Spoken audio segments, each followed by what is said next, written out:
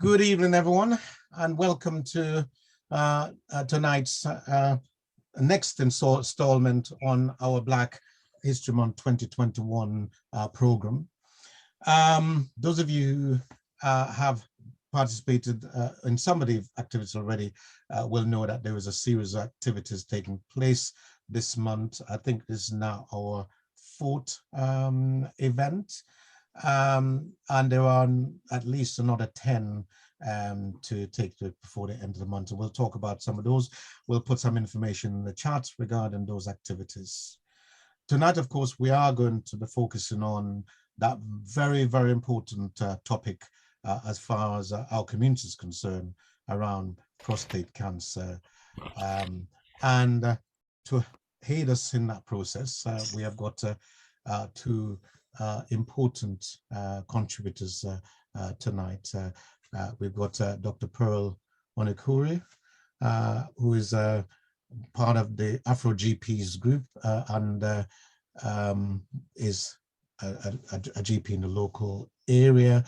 And she's going to give us a sort of a medical overview of the situation.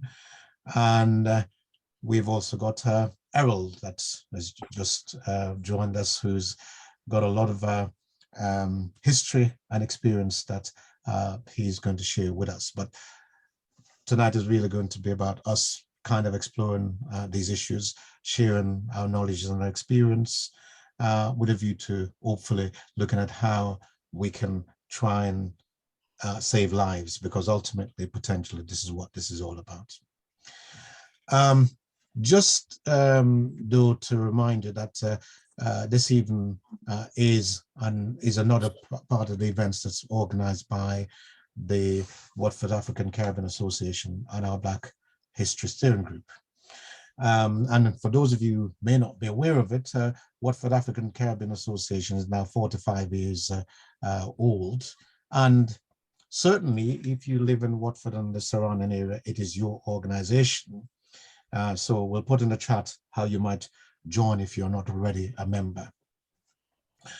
As far as the other events is concerned, what we'll do is we'll put a link into the chat, the Black History Month link to the website, where you can find out details about all these events and when they're happening. And that includes another event that's happening sort of tomorrow. We'll talk about that, a book reading session that's happening tomorrow.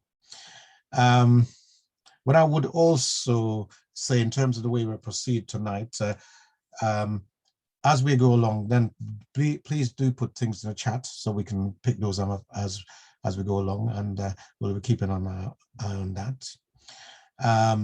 If you don't want your picture to be shared, then of course you might want to keep your camera off. If you're not speaking, then please put your microphone on mute, and we will leave it there for now. And unless there are any questions, we're going to kick off the evening. And I would say welcome again to everyone. And I can't see any questions or anyone who's got their hand up. So what I'm going to do now is to, well, what I would say before I do this is that one of the things that we know is there are certain conditions that are much more pronounced in certain population groups. And certainly prostate cancer is one of those. And as a community, it's got to be of interest to all of us to kind of make ourselves aware and conscious about this condition and how we can ensure that it doesn't take the toll that sometimes it has taken in our community. So I'm really pleased that Dr. Pearl has agreed to join us this evening. I know she's been very busy doing some stuff that really has been equally important around COVID and so on. But she's agreed to come and join us this evening to talk to us about prostate cancer and to share medical oversight and so on. So without further ado, I'm going to hand you over to Dr. Pearl and say welcome, Dr. Pearl, and thank you for joining us this evening. Good evening, Clive, and good evening for all of our guests and for Mr. Errol McKellar, for us, somebody who's going to share his experience. Thank you so much. I do appreciate your being here. I'll just introduce myself quickly. I'm a GP and I've worked in health for more than 25 years. I've been a GP for more than 15 years.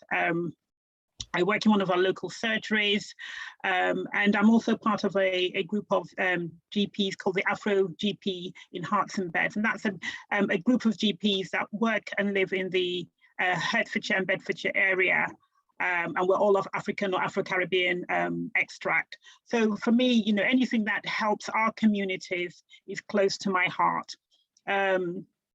Now, I was asked to talk about prostate cancer, but I wanted to broaden out the subject because there's a lot of overlap between prostate cancer and other areas of men's health. So I'm going to crave your indulgence, and I have a short presentation, but it starts with common symptoms of, prostate related concerns, men's health, and then it will go into prostate cancer in particular. So if I start with this, so if you can, let me just see, that's my slideshow, excellent. So, and it's the topic really for me is men's health, and like I said, because there's a lot of overlap. So the main areas of men's health, I hope you can see me because I can't see you, is we can see you. Oh, excellent, thank you. What we call LUTS, or lower urinary tract syndrome, erectile dysfunction or impotence, and prostate cancer. So these are the three areas that I'm going to be touching on to cover this evening. Now, I'm going to start with LUTS, which is a lower urinary tract syndrome. And you think, but what is it, and why is it important? So why it's important is because it's really one of the presentations of all of the health conditions that men will present with their reproductive areas. So, a man is not going to come to you as a doctor and say, I've got prostate cancer or whatever. So it's really understanding what are those symptoms that you would have that would make you be concerned, and what are those things that you need to be looking out for. So lower urinary tract syndrome symptoms. It's a common problem, especially for older men. So if you get into the 50s and the 60s and 70s and get older, then these problems become more prevalent. They become a lot more, prevalent. That's what people are more likely to have. Dr. Pro, sorry. Yeah, are you showing slides? Because we're not seeing the slides. Are you not showing the slides? Let me see. Yes. Let me just see then. Sorry. Let me just go back again then and see.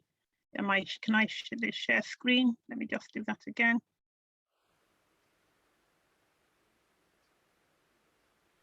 Can you see that? Yes, we can now, yes. Can you see that? Yes, we can. Excellent, all right. I'm not sure what is, I'm hoping that if I do this, can you see that?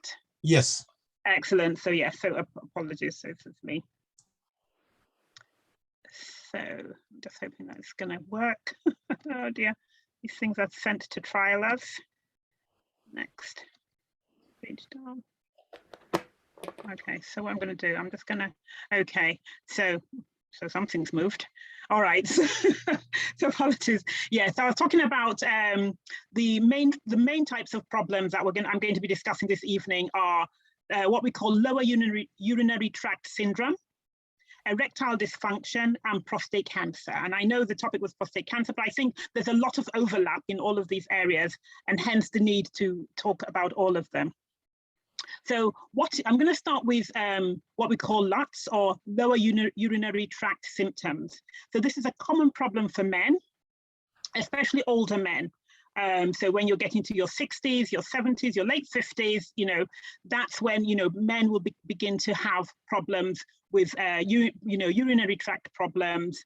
And that's usually, these are the kind of things that they will present with. Now, it's been reported that at least 30% of men aged 50 or older will have some sort of urinary tract problem. And, the prevalence of storage symptoms increases from 3% in men aged 40 to 40 years to about 40% in those aged 75 or older. So you can see that it really becomes, a condition that, of older age. And, one study has shown that, the number of men who will have it when you're getting, nocturia, which means getting up at night to pass urine, which can, in men aged 85 and above, is about 69%, compared with about 49% in women. So it's definitely one of those, symptoms, those conditions that are much more common with men. So around a third of men will develop urinary tract outflow symptoms, so that's, when I'll tell you what the symptoms are, what you need to look at, but that urinary tract problem, about a third of men will have it.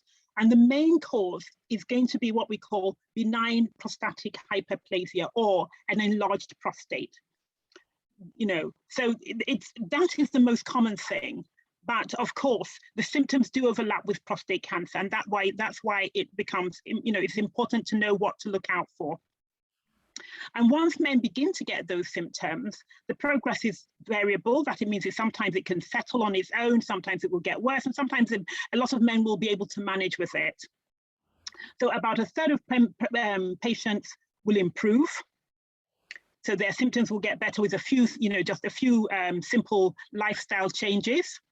A third will remain stable. That is, they will have symptoms that they can manage, and they don't really get much worse. And a third will get much worse, and those group will need, intervention, whether it's treatment, whether it's tablets, whether it's surgery. So it's something that can, those are things that can change. So when we say LUTS, or lower urinary tract symptoms, what does it mean for you as a man?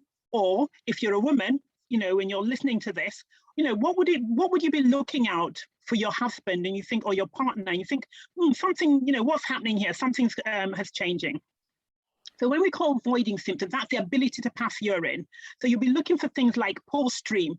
I mean, I'm a doctor, so I can make a few jokes, but if a man says, well, I can stand on a wall and you'll hit the wall, then that stream is strong. When he says, oh, it tends to dribble a bit, it's, the stream is no longer, as forceful as it is, then that's when you think, oh, that's a poor stream. Hesitancy is another symptom. And what does hesitancy mean? That means, you go to the toilet, and normally, just like any woman or any man, as soon as you want to open your bladder, out comes the urine. But when you have hesitancy, what it means is that you stand for a while, you have to wait a little bit before the urine comes out. And this can be, and it can be on and off, in the sense that sometimes it will, sometimes it will happen and sometimes it will not, but it's being aware of those changes. And also another thing is straining when you pass urine. You feel like you have to push it out, that if you don't really force it out, it's not coming. So those are some of the voiding symptoms. When we talk about, and those ones are related to the bladder, because, when you have, because we're talking about male symptoms, you're talking about the bladder and the tract, the urinary tract. So when you're talking about the storage symptoms, then these are the ones that are related to the bladder now. So these ones are increased frequency. That means, you pass urine, an hour later or a couple of hours later, you need to go again. You think, oh, we're going on a journey. I need to make sure I know where the toilet is. You're on the car journey 2 hours, 2 hours later, where's the next toilet? That's, frequency, you're passing urine lots of times. Another thing also is, sorry, I just want to move this out, is what we call urgency. That means you think, oh, as soon as you want to have, you need to pass urine, you have to go immediately. You can't hold it. You think, oh my God, I really need to go. I can't hold it. That's urgency. So these are some of the symptoms that, you'd have. Another thing is urge incontinence. That means as soon as you need to go, you think, oh, I need to wait. You might be in a conference, you might be traveling, and then you're unable to hold that urine in, and you get some leakage. And another thing is needing to get up to pass urine at night, which probably you never had before. That was never a problem before. You're thinking now, I get up at least once a night, sometimes twice a night to pass urine. So these are some of the symptoms that would tell you that something is changing inside. There's something happening down below. Other symptoms we call it urgency, that's feeling the need to pass urine again after you've just emptied your bladder, you've gone to the toilet, and you think, oh, I need to go back again. And you think, oh my goodness, what's happening here? Or dribbling after you've been to the toilet, and you have to wait a little bit, make sure that you've passed out the last bits, you wait another 5-10 minutes just to make sure that there's no dribbling, there's no last bits of urine. So these are the kind of symptoms that would indicate that there's something going on in the lower urinary tract. And what are the main causes of what we call lower urinary tract symptoms? So one is an enlarged prostate gland, which is why it becomes important. So it's, like I said, the main cause would be benign prostatic enlargement, but it's also anything that would make that prostate gland get bigger, including prostate cancer. And that's because when as the gland gets bigger, it squeezes the urethra, or the tube by which where the urine comes out from, and so that is where you begin to get those problems. Another cause can also be what you call an overactive bladder. That means then that the bladder itself then begins to, because the bladder is like a sac that holds the urine, and it begins to squeeze it uncontrollably, or it doesn't function as well as it used to, and you have these symptoms whereby you think, oh, I need to go again, I need to keep going, and it's not. So that's another cause. So when you have these symptoms, it's not just prostate cancer, but it could be any of these things. And of course, as we get older, another problem is water balance problems. So as we get older, it becomes harder for the body to reduce the amount of urine that it passes at night. And that means then that, the need to keep passing urine at night gets more. And that's not because there's anything wrong, it's just because the physiology, the normal workings of the body are no longer as good. And this is quite common after the age of 65. And most people find that, after the age of 65, they might just need to get up and pass urine at least once at night, and that becomes their new norm. And so it's just knowing knowing these sorts of symptoms. So I've got a picture here, which is a picture of the prostate gland. And so you can see, there's a sac there. I don't know. So the sac there is your bladder. So that's the male bladder. And this white mass here is called the prostate gland. And here it looks quite large. Normally it's the size of a walnut. And so this is the tube, I don't know whether you can see that passes the urine to the outside. So when this gland becomes quite enlarged, that is when you begin to have problems. You begin to have all of the symptoms we've discussed in terms of, needing to pass urine more frequently, getting up at night, needing to go lots of times, urgency, hesitancy, all of those sorts of things. And that's really because that prostate gland has become much larger for whatever reason. Okay, and there are other causes of, there are some other causes of lower urinary tract syndrome or symptoms. So it can also be to systemic problems, so things like diabetes. So if you're having, you're passing urine lots of times, you're getting up at night, you're passing a lot of urine frequently, it could be that, it could be a first symptom of diabetes. It could be urinary tract infections. It can also be due to bladder stones.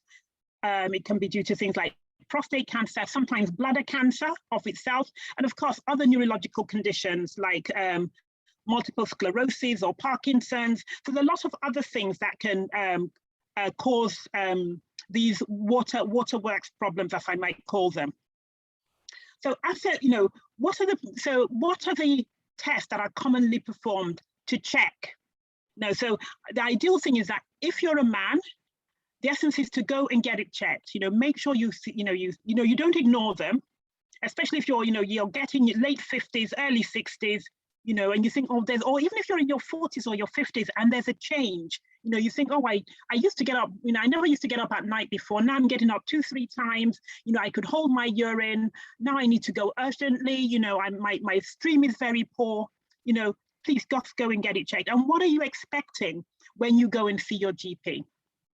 Because that's, here in the UK, that's your GP would always be your first port of call. So the essence is your doctor would likely may do a rectal exam. And the rectal exam is, where a finger is, with your consent, a finger is introduced into the rectum. And if I just go back, sorry, my dear, I'm just going to go back again. So you can see that the rectum here sits just very closely to the prostate. So the finger is put into the rectum to have a feel of the gland. And you're looking for, to see whether it feels, whether it's enlarged, whether it feels, there are particular characteristics, whether it's hard and craggy or just smooth and enlarged.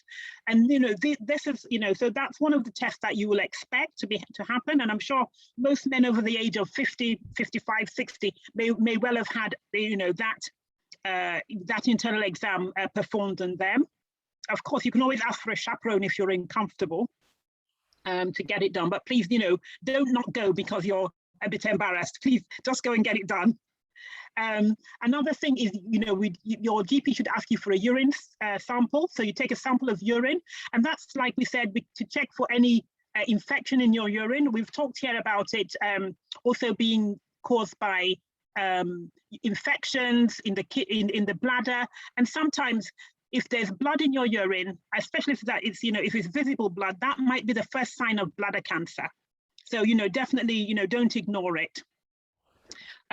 You'll also have a test. You should have a test to check your blood glucose, to check for diabetes. And of course, I would assume and encourage any man who is over the age of 50 now, because we do have health, an NHS-based health check for men and women over the age of 50.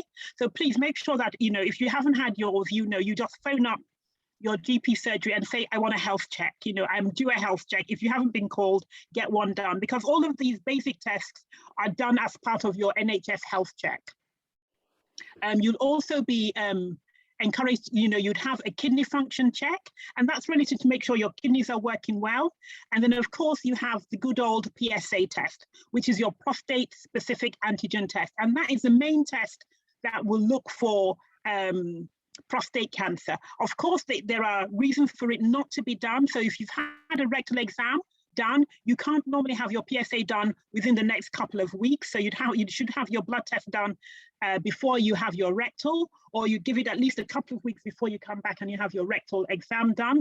Of course, the PSA test is not, it's not highly specific. And so you might think, well, why is it not done as a screening test? Because it can pick up a lot of false negatives. So when we say false negative, then it could come back and the result is high, but it doesn't actually show anything. And as a result, that man, once it comes back and it's elevated, it actually puts that particular man on a trajectory of of investigation. And sometimes those investigations, whether it's having a prostate biopsy, whether it's having a prostate, removed, all of that may not always be in the best interest. So it's something that is always done with a little bit of discussion. Sometimes you may be asked to complete a urinary frequency volume chart. And that was just, that's a chart where you'll be asked to document how often you're going, how much you're passing, how much you're drinking. And that gives an idea of urinary balance, just to see how much urine you're actually passing. So those are the tests that would be commonly performed. And then based on that, with the results of all of those tests, a treatment plan will be organized for you, depending on what the results are. So if you're, as a man here, if you're having any of these symptoms, I would just encourage you to go and see your GP, armed with a little bit of information, and then, make sure that you're tested fully, and then of course you're treated correctly. I didn't go into the treatment because, I think that is really for you and your GP, your doctor, to discuss, and if need be, you'd go and see your urologist, depending on, on the outcome of the testing.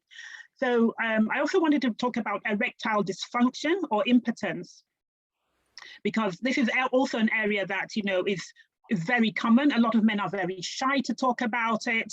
It can have a huge implication and impact on both a man's self-confidence, his self-worth, his relationship with his wife or his partner. And, and then of course that can cause marital problems, especially if, there isn't an understanding and some of these discussions are not had openly and honestly. So what is, so just to say that erection problems or impotence are very common, particularly in men over the age of 40. So, if it, the essence is, if it's happening to you, one is don't ignore it, but also just understand you're not alone. It is quite common. And what is erectile dysfunction? That's the sort of the fancy name, or impotence. What does it actually mean? So this is when a man cannot get or keep an erection that allows him to take part in sexual intercourse or any sexual activity satisfactorily. So, it makes it quite broad, but it also means that it's quite subjective to that man. And we know that 1 in 10 men will have a problem related to having sex, whether it's premature ejaculation, that means they come, they ejaculate very quickly, or they have erectile dysfunction, and they're not actually able to maintain an erection for satisfactory sexual intercourse. So what are the causes of, erection problems? So most men occasionally will fail to get or keep an erection. That doesn't mean that it's going to be a long, a permanent problem. And there are some common reasons for that to happen. So normally if it happens for the first time or second time, I wouldn't be overly worried. But if it's long term and it's ongoing for a long time, then definitely it's something you need to be thinking about, how do I get help? Where do I go from this? What's happening? And, who can I speak to? And of course, in the UK, your GP is always your first port of call. And the essence is to, I think just like women get shy about bringing women's problems, men may feel a bit embarrassed, but the essence is overcome that embarrassment and speak to the doctor, speak to your doctor. And it may be that, if you're not uncomfortable speaking to a female doctor, then speak to a male doctor, but, just definitely, ask for someone to have that discussion with you. And the main causes are things like stress, tiredness, anxiety, drinking too much alcohol. So those are basic lifestyle, lifestyle causes. And of course, if it happens more often, then it may be caused by physical health or long-term emotional problems. So like I said earlier, the main problems usually may be simply, easily managed, as long as you understand that that's where it's coming from. And of course, you have those discussions. But if it's long term, then of course you must get, it checked. Other things that are risk factors for erectile dysfunction are things like lack of exercise. So if you're a man, and and I think COVID in some ways, or this last pandemic, in some ways has been a blessing for some and a curse for others. So some people have been so frightened they haven't been able to get out, they don't want to go out of their house, they haven't done any exercise, the gyms are closed, the things that they normally would do, have all been shut. And so for almost a year, 2 years now, some people have just sat at home and done nothing. So, that's really definitely something to look at. But for some other people, it's been a blessing. You haven't had to go to work, or, you're working from home, you're furloughed, and people have been taking the opportunity to get out, go for walks, spend some time, do exercise, find exercises they can do within the home environment. And so, the essence really is look at what you can do with the circumstances that, that you have facing you. Another risk factor is obesity. And obesity is just carrying too much weight. There are simple ways of checking, so if you can do a simple one is, just doing checking with a tape around your waist. I mean, of course, you can always look in the mirror. You can always, when we're carrying a bit too much weight. You can do a BMI if you want to be a little bit more technical. But these aspects really do affect your ability to have an erection and to maintain it for satisfactory sexual function. Smoking, we know, is also one of those reasons. So we'd always encourage people to stop smoking. Hypercholesterolemia, that is high cholesterol in the blood. Hypertension, high blood pressure and its treatment. So the hypertension itself can cause erectile dysfunction, but also sometimes some of the treatments that we give can also cause erectile dysfunction. Metabolic syndrome is like a precursor to diabetes. And then of course, diabetes mellitus. Now, one of the reasons why, I think men should not overlook, erectile dysfunction is because sometimes, inability to have an erection and to maintain it may be the first sign of cardiovascular disease. And when I say cardiovascular disease, it's the same kind of thing that causes heart attacks and strokes. And because the vessels that supply the penis are very small, and say they become blocked quite early on, long before the ones that supply the heart or supply the brain. So definitely, but a lot of those factors, are, as we've seen, they are amenable to treatment. You can modify them. So definitely, if that is a problem, make sure that you're getting that advice, you're getting that help, you're talking to your doctor, and you're doing what you can to help yourself. But other causes could be things like, we call them neurogenic causes, so things related to the nervous system, like Parkinson's disease, and I call MS, or multiple sclerosis, and a whole host of other things.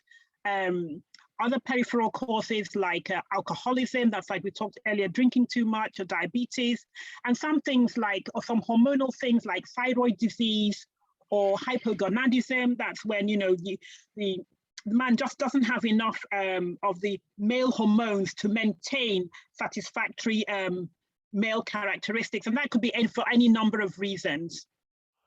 And of course, then there is something called some anatomical problems, which we call, there's a particular one called Peyronie's disease, which causes curvature of the erect penis.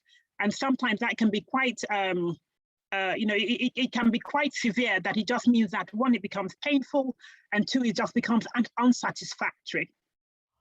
And then the other things could be drugs. So looking at the drugs you take, and there's a whole host of drugs that can be given. But the essence is to have that discussion before before you stop any medication. So if you're on any medication, don't stop your drugs. If you're being treated for high blood pressure or heart problems, or you're on beta blockers or diuretics or any number of tablets, please just don't stop your tablets. Go and have that discussion with your GP, because there can be things that can be done about it.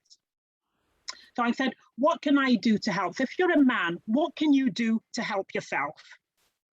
And this is men's health we're talking about. So first and foremost, like I've said so many times, see your GP. Book an appointment and see your GP. If you're a woman, get your husband to have a chat with the doctor. We know that we now know it's quite common. Most times it's transient, but it may be the first, it might be the first signs and symptoms of, other problems, occurring within the body. So see your GP, talk it through, get the correct blood tests, diagnosis, and then of course the treatment. You want to get, check your blood pressure, check your weight to make sure you optimize it. Have a look at, I said, it says how much, it's how much you're drinking. So if you drink alcohol, you think, oh, I have a glass, or I have a couple of cans every night. The alcohol limit for men and women now is 14 units per week. And if you think that a can of beer has about 2 units, so if you're drinking if you're drinking a can of beer every night, then you're definitely reaching your sensible drinking limits. And of course, even if you do drink, and I'm not saying don't drink, what I'm saying is drink sensibly. Make sure you have some alcohol-free days, so you're not drinking every single day of the week or every single night of the week. And don't binge drink either. So some people think, well, I can have a drink, I can only drink on the weekends, therefore I drink my whole allowance on a Friday, Saturday night. Have sensible drinking habits is what we say. Stop smoking, because we know that smoking is implicated in so many things. And if you smoke, what it does, apart from it, it's not good, healthy for your lungs. The carbon monoxide in smoke binds to the oxygen that your body carries around. So if each red cell is supposed to carry, let's say, 100% oxygen, it's going to carry only 60 or 70% oxygen, and that binding is irreversible. And so your body can only recover when that blood cell itself is dead, and that takes at least 28 days. So smoking, it reduces the amount of, not only does it clog the arteries, but it reduces the amount of oxygen that the tissues have available to work. So, that is one of the main precursors for a lot of, peripheral, or cardiovascular diseases. So whether it's heart-related heart attacks and heart-related conditions, stroke, bladder cancer, so definitely something that I would encourage people to really stop, think about how they're going to stop that. And of course, the NHS these days, has a lot of stop smoking support. So if you think, well, I've tried, or I'm not too sure where to go, speak to your doctor's surgery, and the NHS has a lot of supported help that you can get to help you stop smoking. We encourage you to exercise. Because we know that the more exercise you do, the better you improve your heart, the better you improve your blood flow to your, to all parts of your body, including your reproductive organs, your penis, the prostate, all of that, and also it just improves your general well-being. But what has been shown is that if you cycle more than 3 hours a day, then that can also help cause erectile dysfunction. So, you might need to think about, if you're a long distance cycler, then, and that's your thing, and you're having problems with erectile dysfunction, you might need to think about, either cutting back on the amount of cycling you do, or looking for some other exercise you can do to keep yourself nice and fit and healthy. We'd also talk about managing stress. Depression and anxiety, there's a lot of, whether it's talk therapy, whether it's medication therapy, whether it's just, being open and honest. And I know Clive has talked a lot, we've done a lot of work, and Clive, I know, being able to talk about mental health is one of your areas, and that's really important, so whether you're, going through, whether it's life stresses, whatever it is, have an opportunity to have those discussions and find help in a safe environment. And of course, you can also try tablets like Viagra, because irrespective of the cause, Viagra does help. It is available over the counter, but you would have to speak to, I would say don't buy it, don't go and get it on Amazon, because you don't know whether you have any underlying conditions that will make that contraindicated or not suitable for you. But have a chat with your doctor, your GP, or even the pharmacist in your local chemist. They can help you, and that might be a good starting point. And of course, if that doesn't work, then definitely you need to make sure you're speaking to your doctor, and your doctor will then go through all of the examinations and take it from there. So I've spoken quite a lot. And then the big one is prostate cancer. I don't know if there are any any queries or any chats, or was I just, if there's anybody who wants to ask some questions. All right, so no, I've just checked in the chat box. I can't see anything, so I'll carry on. I mean, if you have anything, I think the moderator will be able to throw in some questions, or bring my attention to it. Yeah, I think what we'll do is we'll come back to the question, but actually, I suppose one question, I did put a question there, Dr. Pearl, which was, you mentioned health checks. So one of the questions that I wanted to ask is, how frequently should you get a health check to make sure that you're keeping on top of your well-being? Every year, every 2 years? So health checks are available to every adult in the UK over the age of 50 once a year, annually. You have an annual health check. And then, normally you should be invited, but if you're not, just phone up. We know that COVID has put back a lot of, the routine care that would be done, that is normally done in GP surgeries, but it doesn't mean that you're not entitled to it. You are. So if you have a concern, please bring that concern to your doctor. And if you just think, oh, well, I'm feeling okay, but I'm 55, I'm 50, whatever, I'm early 60s, I haven't had a blood test, then just book for a routine annual check. And, that will be organized in your GP surgery. You'll have the blood tests that need to be done. You'll have the blood pressure checks, your cholesterol check, your diabetes checks, all of the, basic checks will be done for you. And of course, if anything is, it comes to light as a result of that, then at least you've called, you will then be, treated and managed accordingly. And, so that definitely is one thing I would say, just, once you're over the age of 50, make sure you get your health check done. Sorry, Karen. Now, what I would say is, in some ways, in my particular surgery, what we have encouraged people to do is also buy a home blood pressure monitor. So you can keep a check on your blood pressure at home. And, there are simple ways by which you can do that. We're not asking you to become the doctor. Oh, there you go. Clive's got his own umbrella.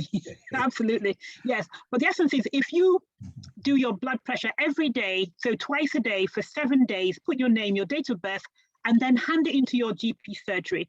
It's not for you to make a decision as to whether your blood pressure is high or not, or whether it needs treatment or not.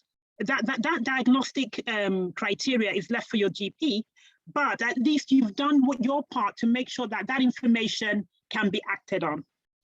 Just one, well, there's a couple of other questions, and one from me is, you mentioned taking tablets like Viagra, and I suspect that other men don't necessarily want to ask this question, but I kind of, is there any potential long-term impact of using that over a period of time, as opposed to maybe occasional use of these tablets?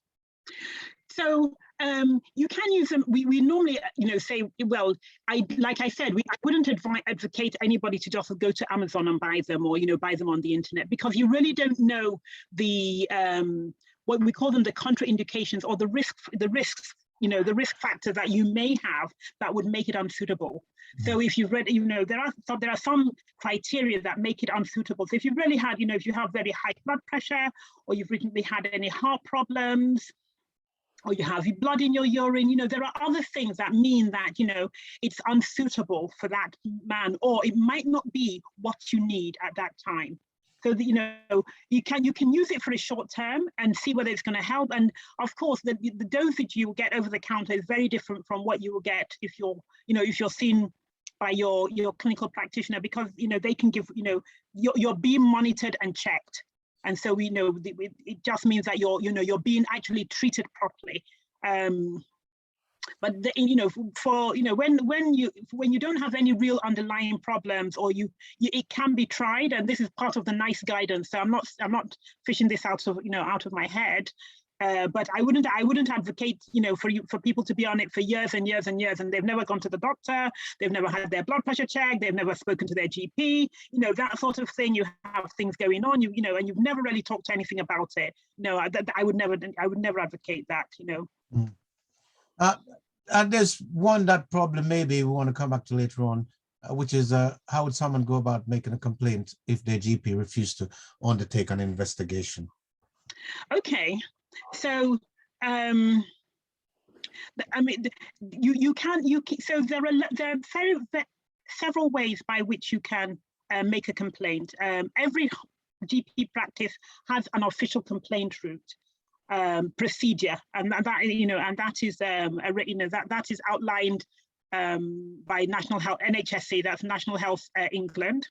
You can, if you're, and ideally you should start with writing to your GP's practice, and then the practice manager is obligated to respond to you. So if you have a problem with your GP, don't just phone up and complain. Write it down, put pen to paper. Because that's, once you've done that, then there becomes a trail, and an auditable trail as to how to get, that information has actually come in, and that then you can actually check what's been done with that. Then of course, if that's not done, if you're unhappy with that, or you don't think you've got the response you expect, or you're not responded in the appropriate time, then you can go to you can write to either your CCG, and if you're here in Watford, it's the Herts Valley CCG. But if you're phoning from somewhere else, or you're listening in from somewhere else, every area has a local CCG, or you can go to the Ombudsman. and write to via national NHSE, which is National Health England. So there are designated and clear routes for making a complaint. Okay, thank you. Okay, so I can't see another question. Just to remind people, there's a chat function at the bottom of your screen. If you click on that, you can write your questions or comments in there, so we'll pick them up in due course. But now on to the topic of prostate cancer, Dr. Pearl. Yes, so thank you, everybody. So we're going to go to prostate cancer. And prostate cancer is a cancer which develops in the cells of the prostate gland. And now we've seen where the prostate gland is. Most of them are slow growing. It's the most common cancer in men in the UK. And each year, about 40,000 men are diagnosed with prostate cancer in the UK. And it affects about 1 in 8 men in the UK at some point in their lives. Majority of cases will be over the age of 65. So it doesn't mean that you can't get it when you're younger, but majority of the people who do get it tend to be in the in the older age group. Let me just see. Hold on, my thing doesn't seem to be wanting to move. Okay. So just hold on. Yep, sorry, I'm just. Okay. So what are the risks, what are your, sort of the risks or the risk factors for getting prostate cancer? One is aging. Like we said, most cases will occur in older men. So the older you are, the more likely you are to have it. But it doesn't mean that if you're young, you can't. And that's why I said it's important to look at what we call the LUTs, the lower urinary tract symptoms, because those can be the same sort of symptoms that you can get with benign prostatic hyperplasia as you can get with prostate cancer. So that's why I'm saying it's important, if there are any changes, you're having those checked. So 1 second, Dr. Pearl. Is it just, I know somebody said they can't see the presentation. I'm able to see the presentation. I'm not too sure. Is there anyone else who's got a difficulty seeing the presentation? Apart from you, Zora, I know you can't see. It looks we can see. Zora, you may need to check your system because it appears that other people can see it. I can see it too. Okay. Sorry, carry on. Thank you. So also another thing is family history and genetic factors. So you're more likely to get prostate cancer if you have a close family member. So if your father had it or your brother had it at a relatively early age, usually below the age of 60, then you have an increased risk. And it's also linked to breast cancers, some types of breast cancers that run in families.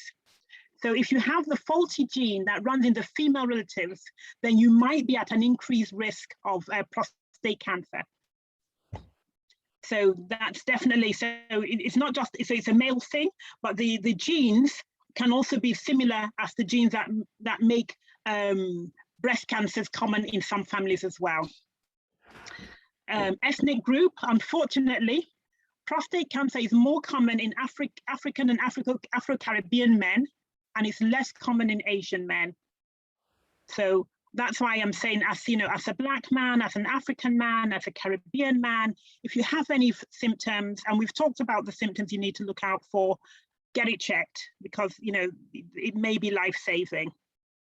And of course, there's a concern, there is also an assumption that some diet may affect prostate cancers.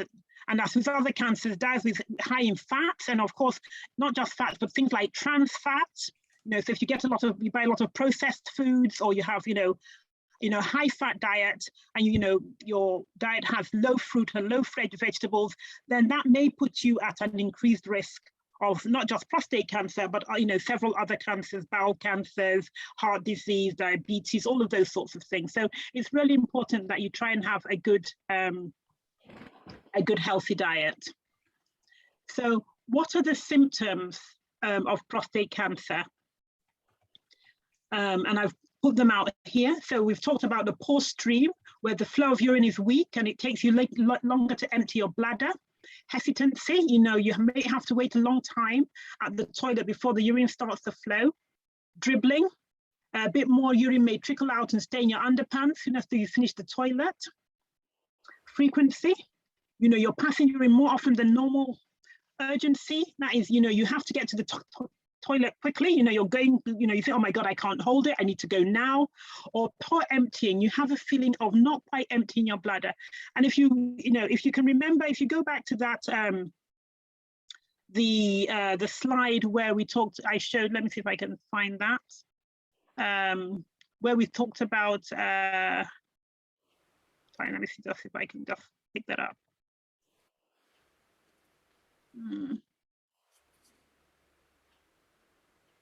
Oh, I'm sorry, I can't.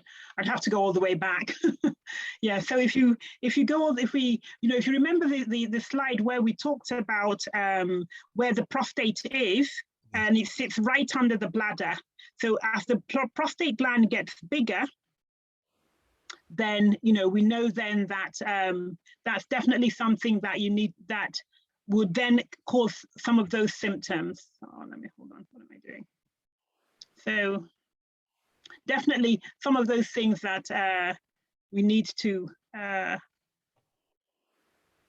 sorry, I think, just hold on a minute. I think my presentation has gone a little bit haywire. So please, a few technical difficulties. Let me see, am I here? Where's my, sorry, my presentation seems to have, sorry, I'm going to, yeah, okay. Yes, you're back with us. Thank you.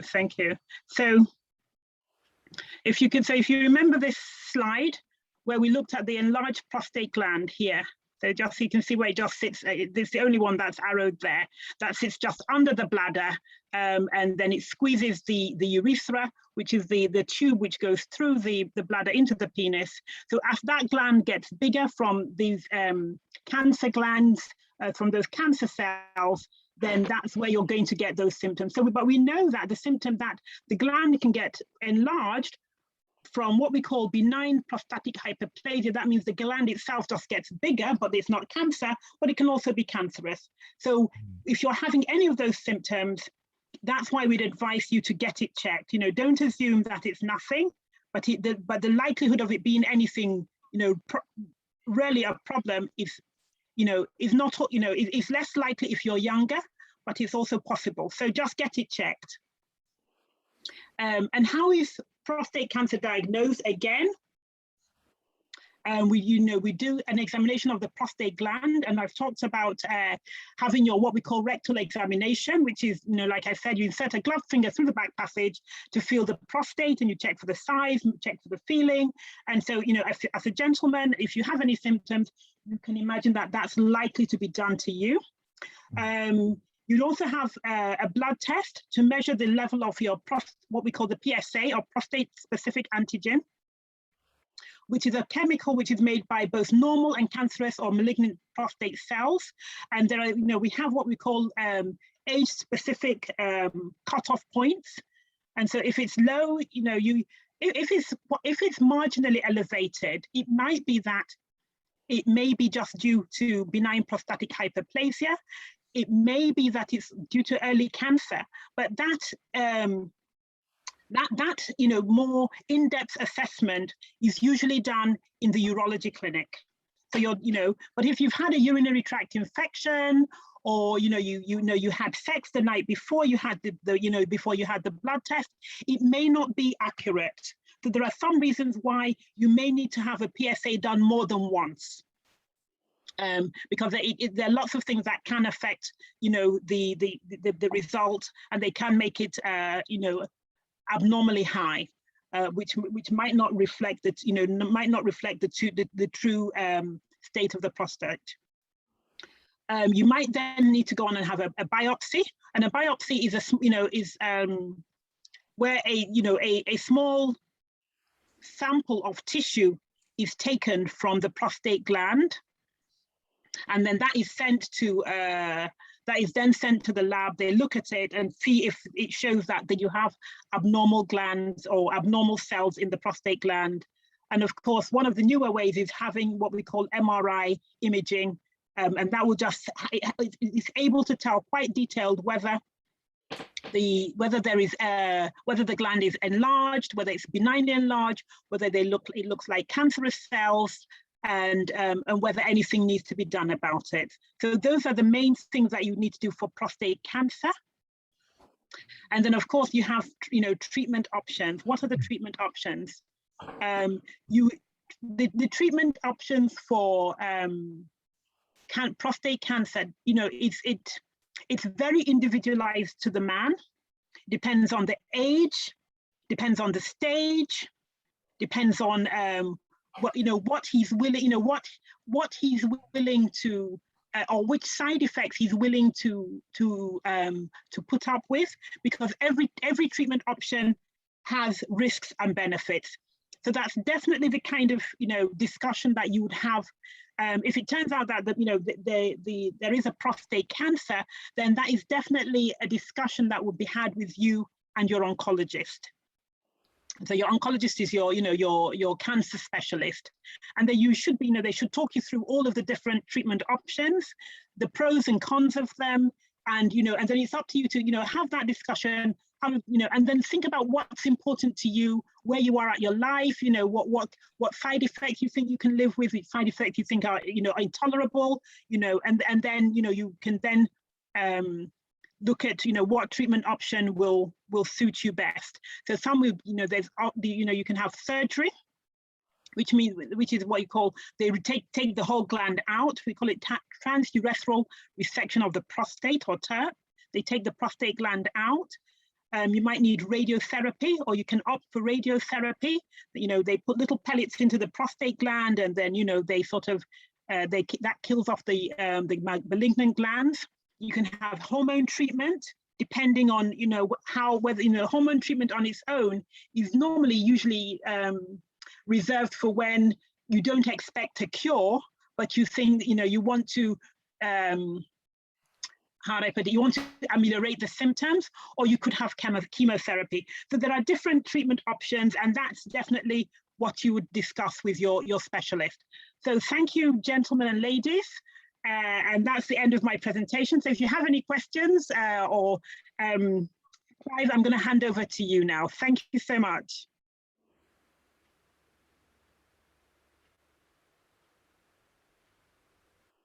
Are you there, or is it me? Oh, sorry. Do you want to stop sharing? Sorry. Yeah. Thank you very much, Dr. Pearl. It has been a much more comprehensive presentation than I could have. Still sharing. I know, my darling. I'm just trying to. I'm trying to stop sharing. Yes, I found the button. There you go. So I've taken that off. Thank you. It has been a much more comprehensive presentation than I had anticipated, and certainly I've been enlightened to the extent that I'm not even sure the questions that I may have had in my mind, they've been answered without me expecting any of those answers. Before I go on to Errol, there are some questions that I can see here. Because you did say, Dr. Pearl, that it's predominantly amongst men who was 65 and above, but any idea what's the approximate age of the sort of youngest person with prostate cancer? That I wouldn't know, but we do know that and like I said, you can get it in younger men. Definitely people in their 40s have had prostate cancer. I'm not sure about in their 30s, but definitely in the 40s. That's why we say, if you notice any change with your with your urinary symptoms, definitely just go and get it checked out, because it can be any number of, you're not sure of what it is, and it might be that that person is that one unlucky person who has prostate cancer at a very young age, or it may be in those families whereby the prostate cancer is linked to the genetics, so those in which they have families either, so you have a strong family history. Either the brothers had cancer, the dads had cancer, the sisters may have had breast cancer. So it may be that there are those genetic links. And it's interesting though, because you mentioned a link with breast cancer, and of course we know some women are having breast cancer very young. I mean, some just died in their 30s the other day, and I suspect some even younger. So another question here is, you probably understand this. What are the clinical indicators for proceeding with a TURP, i.e. transurethral resection of the prostate? So like I said, usually, cancer, if you have quite severe lower urinary tract symptoms, so it's not always done just for prostate cancer. So some men will have very large prostates and they're having a lot of, urinary symptoms. They may have either frequent, urinary tract infections. They may have, intermittent symptoms whereby they are, they have, what we call acute retention. So, they are unable to pass urine on their own, or it happens, they have several times. Some men will then opt for a transurethral resection of the prostate, even in that benign syndrome. Then, of course, if a man has prostate cancer, if you remove the gland, so you remove the gland, that means you have your transurethral resection of your prostate. What it does, that it takes out that it reduces the likelihood of spread. It reduces the likelihood of getting more symptoms, but it has side effects in the sense that, you might find then that as a result of that, there may be more leakage. You might not have ability to hold your urine so much. Impotence becomes a problem. And so there are downsides to it. But that's why I said it's definitely one of those conditions whereby you'll be talking with your oncologist to see what is best for you. What are you willing? What side effects are you willing to to live with? Okay, thank you. There's another one here. Can you give a little more information as to why prostate cancer is more prevalent in Afro-Caribbean men? And unfortunately, I tried to do a little bit of research to find out if we could find that. We don't know is the answer, and why, but just like, some, different conditions tend to cluster in different groups of people. And this, so for example, prostate cancer is more common in Black men, MS is more common in Caucasians, heart disease is more common in Asians, so these things do tend to cluster in different groups, and we don't always know why. What we do know, however, is that a lot of Black and African men tend to come late. They tend to present late, because, for whatever reason, they don't always come as early as they ought to, or and they tend to have a more aggressive form of prostate cancer. So we're not always sure why that is, but what I would say is the essence is, if you have any symptoms, get it checked early. Don't wait for a year, 2 years, 3 years, 4 years before you get it checked. And like I said, I don't know how many men here or how many women have had their husbands have their annual health check, so it's, we need to present ourselves, we need to come forward and make good use of the healthcare system that is available to us. So if you're a man, you ask yourself, when did I last get my blood pressure checked? When did I last have my, my blood test, my annual blood test? When did I have my diabetes checked? All of those sorts of things. We know that things like obesity, lack of exercise can, make the, even increases our risk, and then we need to look at ourselves and say, how much exercise do we do? How many Black men, especially older Black men, go to the gym or keep themselves healthy? Do we drink too much? Do we smoke too much? I think we need to take on board those things, those health parameters that we can change and make the best out of them. Thank you very much. Just to say, somebody's asked about a presentation, and I would say the session has actually been recorded. So actually, all of what has been said is it will be available to everyone try and make sure that's available by tomorrow. Next question, does the prostate gland increase or decrease when your body goes through a lot of stress? So it doesn't decrease. We know that as the prostate gland, as you get older, we know that for some men, the prostate gland will get bigger. What stress in itself is not directly related to to what we call the LUT, so the lower urinary tract symptoms. But we do know that it impacts.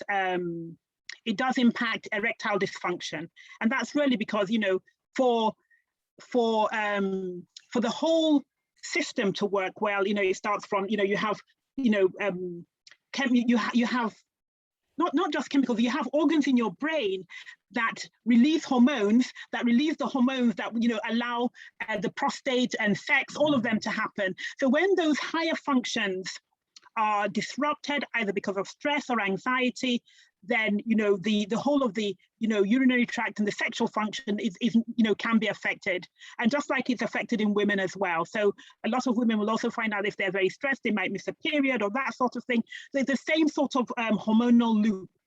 You have it in men, you have it in women, but just different organs. What is the likelihood of a man having a long-term catheter left in situ after treatment? So like I said, if you have if you have your prostate removed, so you have a TURP or transurethral prostate, resection of your prostate.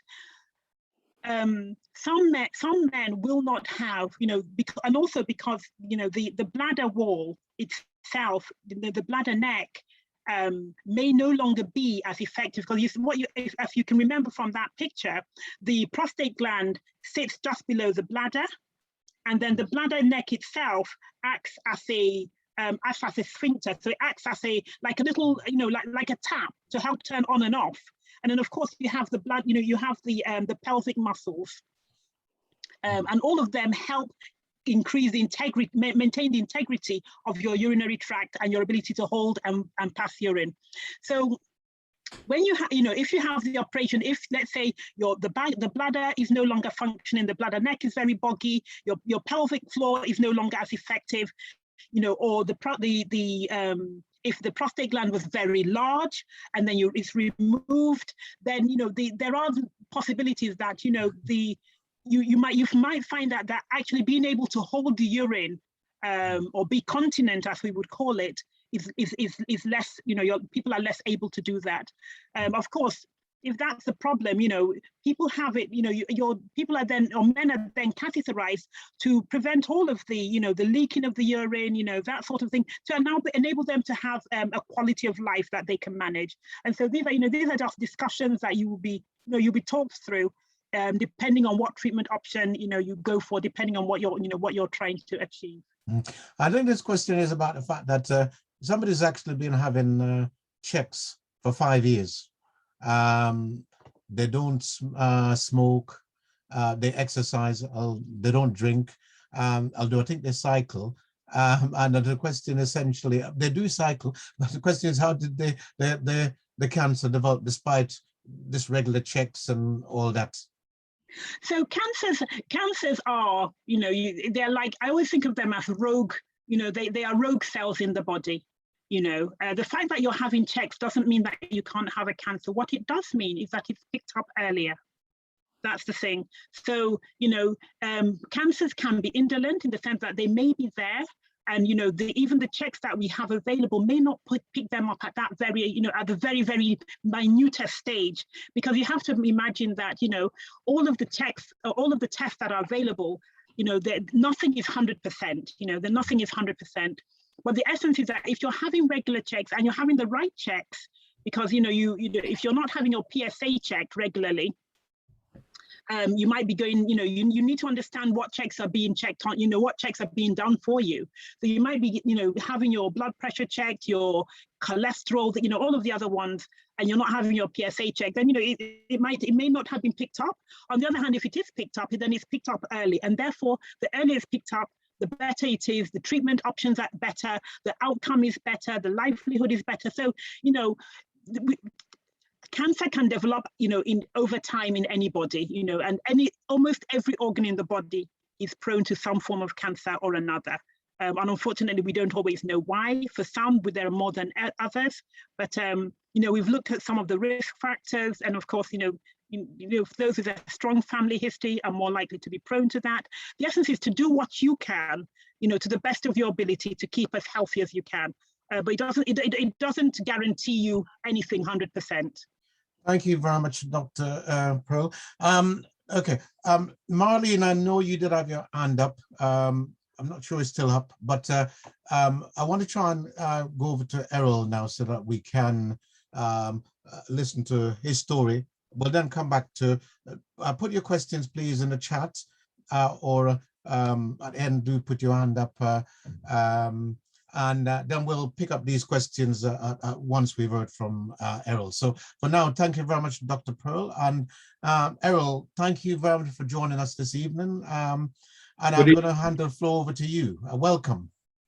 Thank you. And first of all, before I start, I just want to reiterate what Dr. Pearl was saying. Very, very important messages in a sort of, setup. We need to take heed of those messages within, her presentation, because, look, as everyone knows, as I said, I am Errol McKellar. I'm a prostate cancer survivor, and I've also set up the Errol McKellar Foundation because I just felt that, once I had this problem and overcame the issues regarding prostate cancer, that I actually needed to do something about it. And I'm going to tell people my story because I think it's important that they understand where I'm coming from and why we need what you are doing today, Clive. It's so important to have this seminar, right, where we are talking, because that is the biggest problem. And I'm going to answer some of those questions, right, that have been asked within the chat as well, because, I am within the system. I'm facing these men every day, so I think I have some of the answers in relation to why we are the highest risk of this particular problem. Look, my journey with prostate cancer started at the end of 2010. And, my wife, Sharon, right, she was complaining about my snoring. And I said, listen, if you've got a problem with my snoring, you make an appointment with the doctor and I'll go, right? Well, as all men know, the minute you say something to a woman, she's going to react to it. So she made the appointment. I went to the doctor. I sat down in the reception room waiting to see the doctor about the snoring. I picked up a leaflet, prostate cancer information for black men. Read it, because it caught my eye. I read the leaflet and I thought, let me go make an appointment to come back and do this test, right?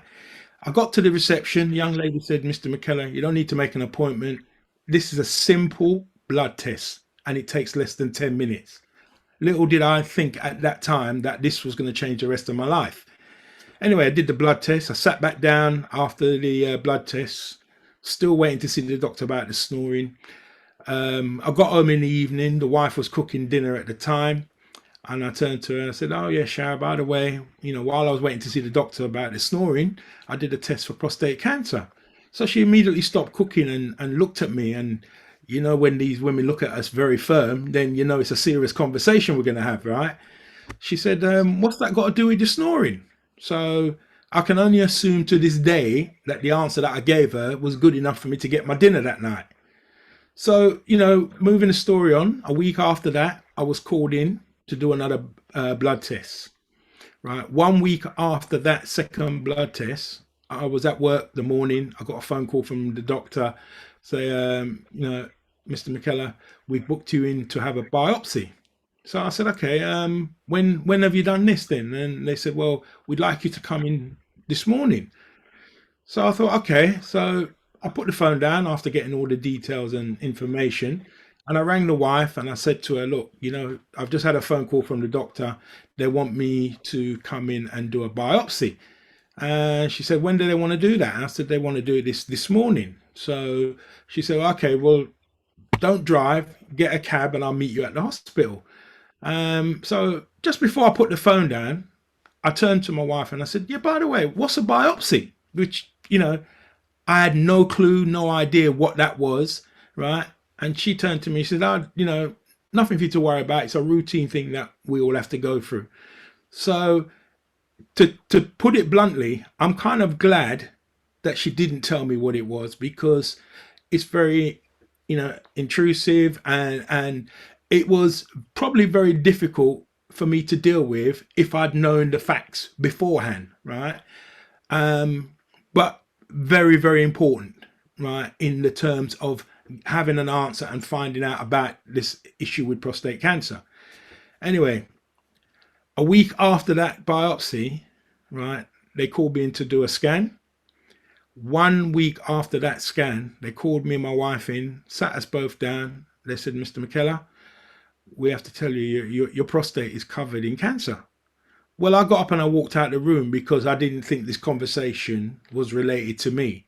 And I went out the building, I went and I sat in my car, and I think to this day, I still don't know whether I was scared, frightened, or both, right? I just completely lost control. I burst into tears.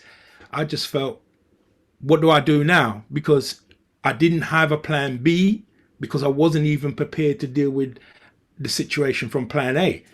And, you know, and the reason that I tell the story about the snoring and the women in our lives, right, is because my wife came in the car and she sat in there with me, and she just turned to me and she said, listen, all the years that I've been with you, I've never seen you quit on anything that you've ever done. So, I had to man up, like a lot of us men have to find within ourselves. And, you know, I looked at her and I thought, you know, is she having a go at me here, or is this her way of motivating me to do something? So I took the latter, that she's trying to motivate me to do something. And I said, okay, let's go back in and face the doctor. So went in, right, we sat down in the room. So I said, doctor, what do I need to do to deal with this problem? And the doctor looked at me, he said, look, Mr. McKenna, if we don't remove your prostate, you could be dead in 6 months. So I turned to him and I said, look, let's do this then. And he turned to me and he said, look, there are some issues that you will have to deal with. There will be some side effects that you will have to come to terms with. I said, doctor, if I have a chance of staying alive, I'll take that. You know, so to move the story on, I had the operation. I was still, after the operation, I still had traces of cancer inside me, because the cancer had already started to travel, right?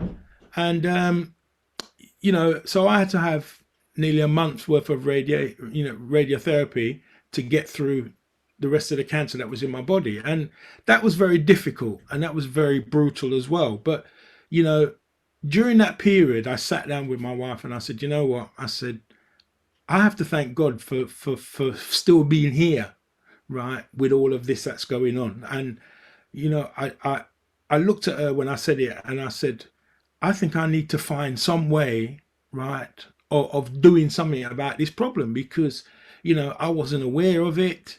And if I was, I politely ignored it, right?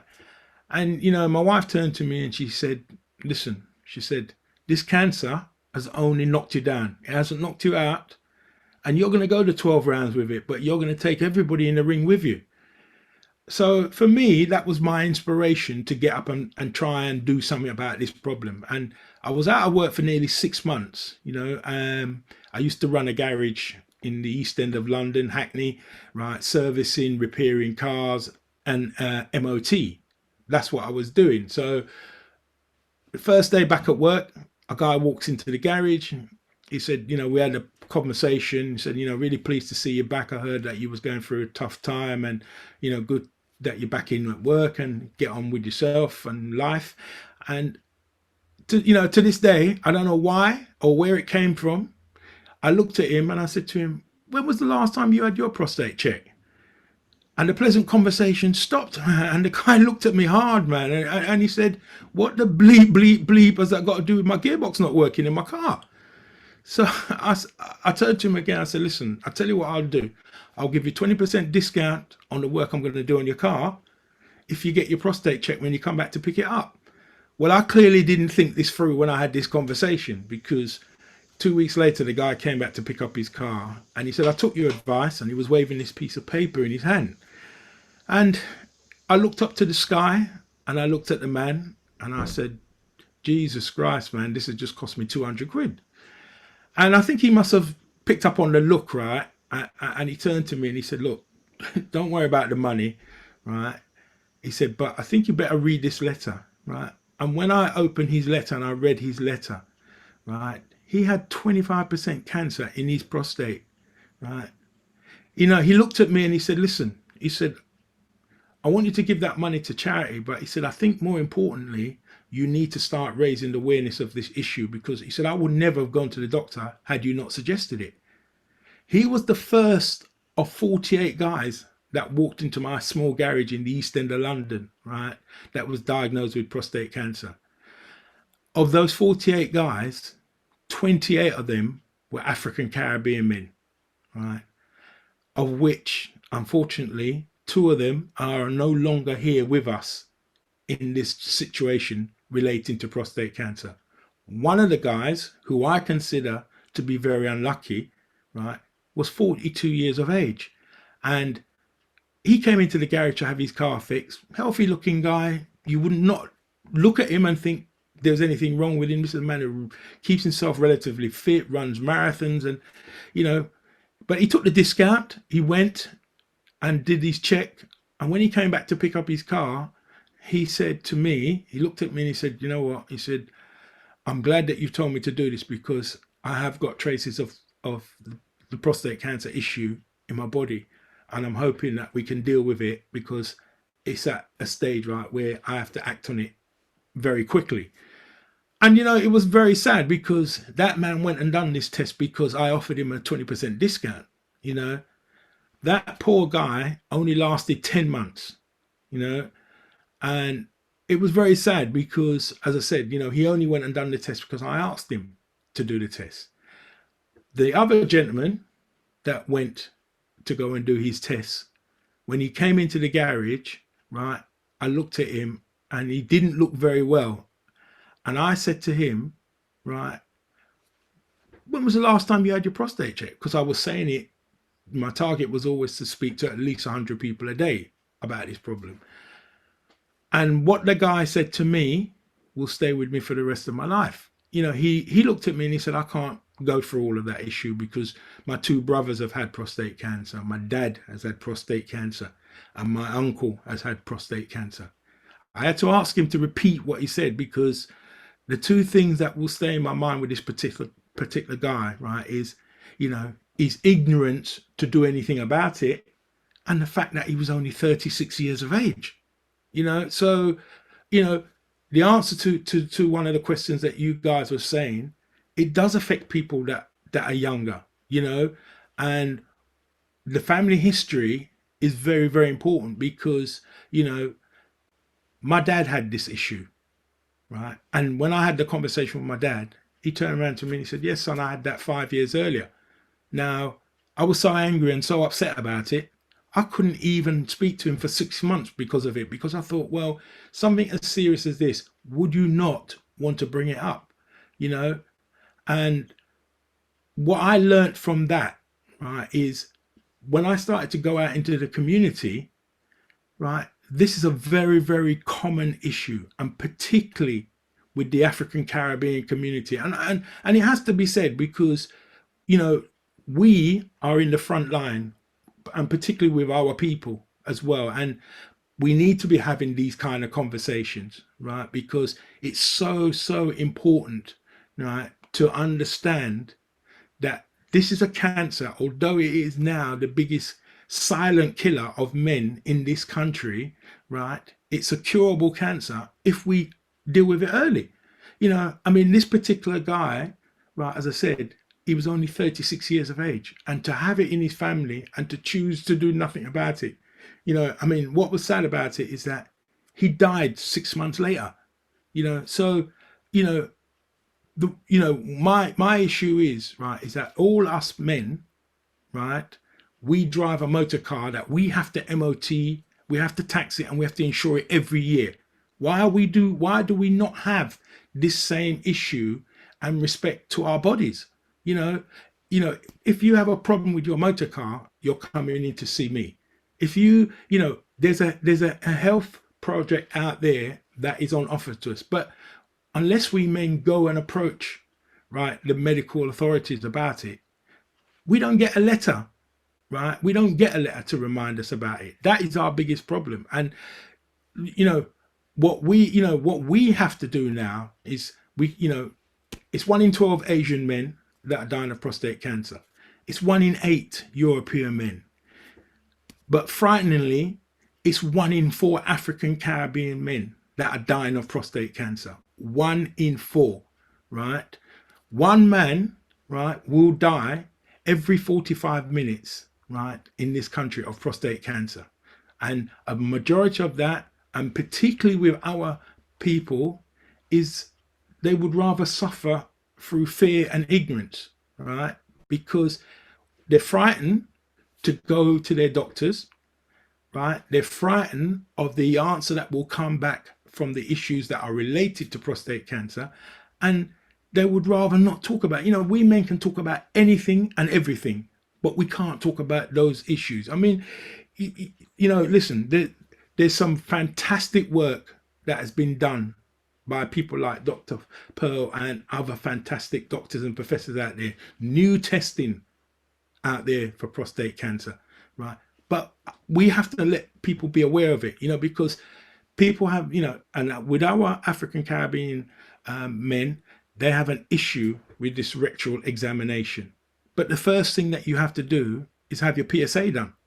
Yes, the PSA is not 100%. But my question with that is, right, if you're driving your car and the red light is on the dashboard, what do you do?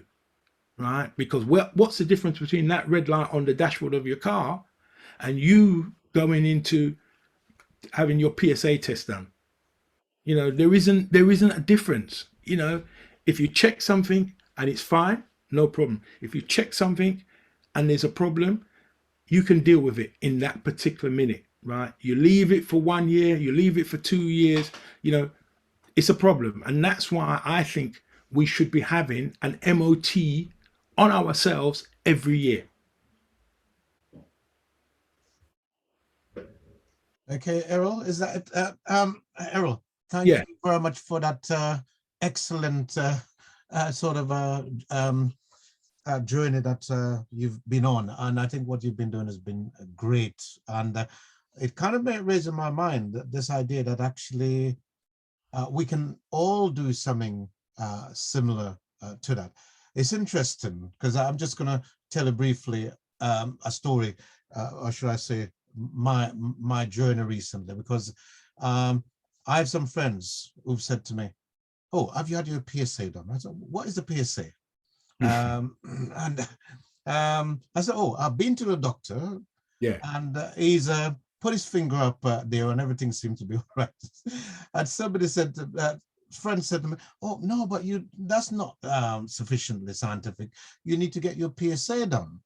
Yeah. So I actually last year made an appointment to go and get my PSA checked, and I wasn't able to actually get it done until this year. Yeah. And they when the check was done, they indicated that it was raised. It was, I think, apparently somebody of my age, it should be about 3, and in my case, it was something like 4.7. Apparently, it wasn't excessive, but it was sufficient. I should say initially, when I went to see the doctor said, "Well, why do you want to get your PSA done?" I said, "Well, I'm an African Caribbean person. I'm over this age, 65, well, it would have been 64 at the time. And like my mother died of cancer. So, I mean, there must be reasons for that to happen." And I think the doctor was persuaded, I think, to allow me to have it done. But when I was referred to the urologist, and they said, "Oh, you've got to get this PSA done." When the result came back, the doctor then said, actually quite proactive at this point, they said, "Well, actually, because the level is raised, the next stage we want to get an MRI scan done, because that will indicate whether there is any maybe issue that hasn't come up on the PSA." So I then had a MRI scan, and the result came back, and the doctor said, "Well, actually, there isn't, in fact, a problem at this point in time, but there should be an annual check to make sure that that remains the case. And I've got to look at things like my diet, which is something I need to find out about what should be, what can I do about my diet that might actually mean that that isn't an issue. So I think we do need, but if I hadn't followed that urging that people are saying to me, and people get me to think about this, Yeah. I'd probably down the line there might be something, and I hadn't really done anything about it at all. Can I just pick up on that, Clive? You know, because what you've done is what we want many others to do. I mean, you know, last year, right, and during the issues with COVID and so forth, I lost 15 men to prostate cancer, right? 10 of them are African Caribbean men, of which 8 of them refused to go to their doctors because they couldn't get an appointment, was some of the excuses they gave. And they definitely didn't want to go to the hospital because they were saying that if they go to the hospital, they don't know if they're going to come out. And in the end, they died through fear and ignorance. Yeah. You know, this year, I have lost 6 men already to this illness. You know, now, yes, the PSA test is not 100%, but the biggest problem is still, you know, the initial problem is getting men, and particularly African Caribbean men, to go to the doctor. So what we at the Errol McKellar Foundation decided to do is we want to create a mobile PSA testing vehicle, right? That's what we want to do, because we need to help the NHS with this problem, because the only people that's going to address this issue, right, is me and you and others. We're the only ones who's going to address this, because, you know, you cannot, listen, you took the initiative because someone else said it to you, right? You know, look, you know, and Dr. Pearl has hit it on the nail with this issue. You know, look, there are things out there, but with our particular men, right, we come, like everything, we come late to the party. You know, so when we come, the party's either finished or the food's finished. And that's the same attitude that we take with our health. We wait. Listen, when I was giving 20% discount in my garage, more women took it than men, right? More women, right? Men used to come into the garage, right, and say to me, my wife is not giving me the sweetness, right, because of you. I said, listen, she loves and cares about you. That's the reason why, right? She is taking this discount. You know, women coming to check their oil, their water, and their tires, right? The men used to be like that vehicle that come on the recovery truck, right? That's when the issue affects us with prostate cancer. And that's why, you know, when I looked at it, I said, you know something? We have to do something about this. And I'm going to tell you, right, the most important people in this conversation are our women. Because when we have prostate cancer as a man, right, it affects the whole family and everyone that knows you individually, right? And the woman that's close to you will end up becoming your carer, you know, and she will know when you're not well, more so than you who's carrying the problem. Indeed. Errol, extremely, as I think somebody said, inspirational. Just to say to those people who are asking the question, if you leave your contact details in the chat, we'll make sure that you have access to the recording after this event. Errol, I think that, as I said earlier on, I think what you've done is definitely inspirational, but it also has a simplicity about it that actually the rest of us could, maybe we don't have to save 48 people, but if we can just save one person, then actually it's going to make a big difference. But there are some observations in the chat and some questions. So there is, let me go through them, because there was some, bring Dr. Pearl back in, because I think there was some, so if we could just go through from where I think we'd got to. Sorry, let's see. Sorry, let's, yes. Well, the first question I saw here, Dr. Pearl, was, can you advise on the use of saw palmetto, please? Does it work? Many times. All right, thank you so much. And you know, Mr. Errol McCullough, thank you so much for your story. You know, it's moving, it's inspirational, It's, you know, it encourages us, you know, people like me who are Black physicians in the UK need people like you to take the message to our Black community. Because, you know, we can sit down and you know, the way the NHS works is we wait for people to come, but we need to put that voice out so people know that they can come and they can get help. So thank you so much.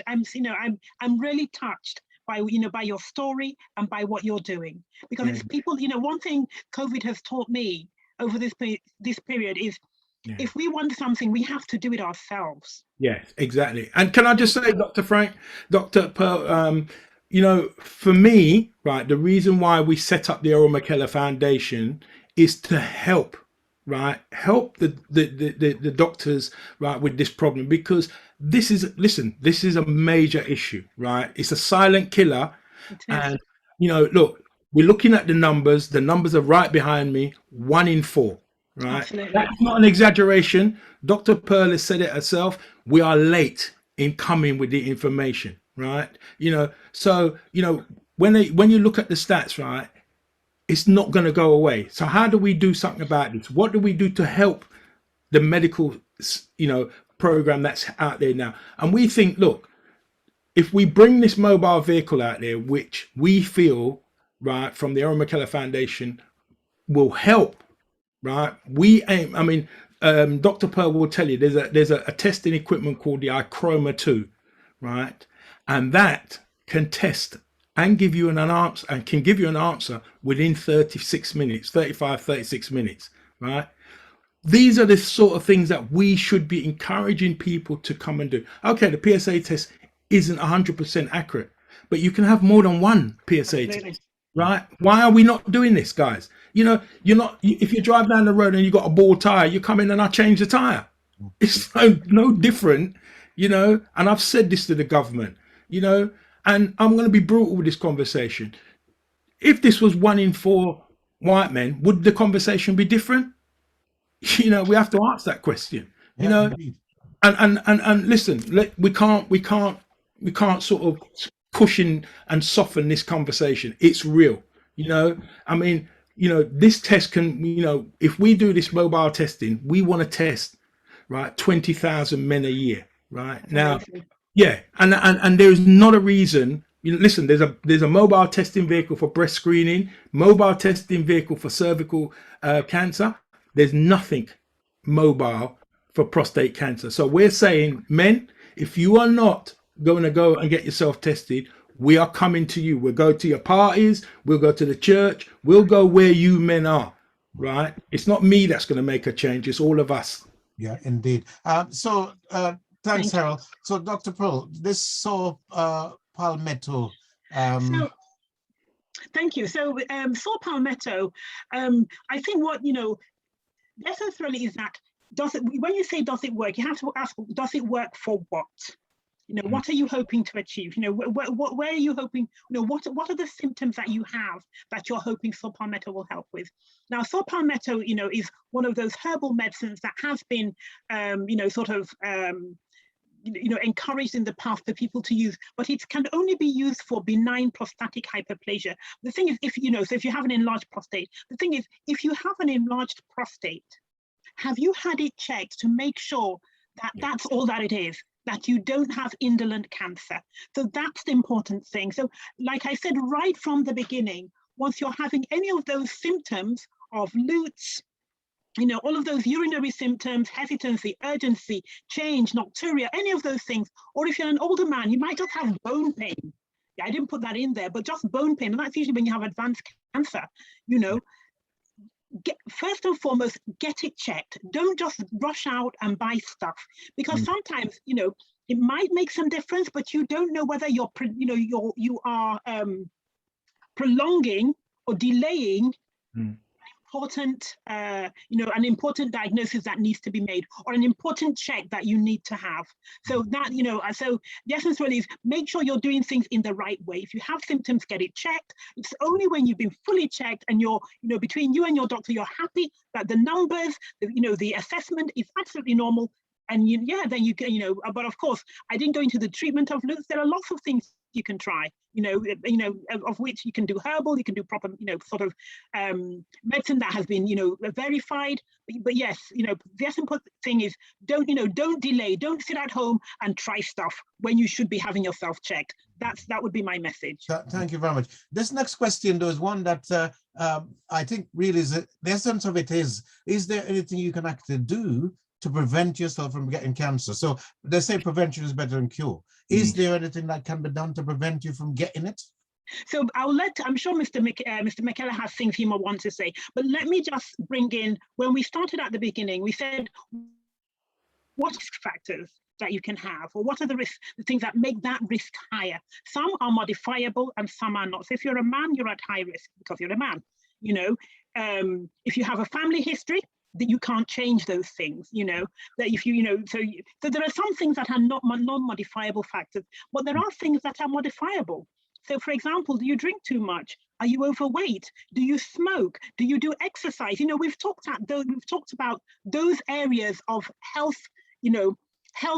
lifestyle that are not just good for prostate cancer, they're good for your general health, they're just good for your mental health, good for your, your cardiovascular health, good for your risk of diabetes, all of those sorts of things. Making sure you have a healthy diet, making sure you're eating less red meat, you're eating, more fish, more vegetables, nuts, you're not snacking on, sausage rolls or whatever, all of those health-related behaviors we know make a difference. They do make a difference. Making sure you're getting exercise. How many of our Black and African men go to the gym? I mean, the young ones do. What about the older ones? And the older ones are the ones who are, it's as we get older that health problems come by virtue of the fact that we are aging. Yeah. Our bodies are no longer as efficient and as effective as they used to be. Mr. McKellar has his hand up, so please, take it from there. Do you know what? I just want to reiterate what Dr. Pearl was saying, about the treatment options. Listen, there is every week I get somebody phone me up with this cure, that cure. They tell me they can fix my prostate. I tell them I don't even have a prostate. So how are you going to fix something I don't have? Right now, what I want to say to people, and please, this is the important statement. At the Errol McKellar Foundation, we have forums, right, for men to come together and talk, right? Because, listen, the people that you should be asking the question to are people like Dr. Pearl, who has trained to understand the right information to give you, because the wrong information can cause all sorts of problems, right? Listen, I'm a qualified mechanic. So if you've got a problem with your car, you come and see me. Right? If you've got a problem with your body, you go and see Dr. Pearl, because that's what she's trained to do. And what I'm saying to people, and the advice, because I don't give medical advice because I'm not qualified to give medical advice. What I say to people is, listen, right? Conversation is key, right? Dr. Pearl reiterated that. Talk to your medical doctor, right? Talk to the professional person, but also have conversations with people like what we have within the forum, men who have come together, sit down. I mean, right now we're doing a Black History Month, right? Every Saturday at the Jamaica National Bank building in Brixton Road, right? In 405 Brixton Road. We have a men's forum every Saturday morning, right? For October, where men come and openly talk about what they are going through with prostate cancer and, share each other's information. We have somebody qualified like Dr. Pearl, right? She knows a professor that we have, Professor Frank Triniguando, right? Now, this is the man who created, right, the information about the effects of prostate cancer in the African Caribbean community. So we are asking the experts, but they will give us the right answer because they have done the studying and the research. Don't just go off on a whim and think, right, that someone tell you, right, to take 3 spoons of sugar and that's going to cure your problems, because that's not going to work. Thanks, Errol. Actually, there's a question here for you, Errol. It's a bit facetious, but hold on. What answer did you give your wife about why you had your first blood test? Do you know what? That's a great question. That's a great question. I said, look, when you go to a doctor's surgery, right, you sit there for ages, right? I happened to pick up a leaflet and read the leaflet and just thought, while I'm waiting, let me go and kill some time by sort of getting this blood test done, you know? And luckily, as I said, the answer I gave her must have been a good one, because I did get my dinner that night.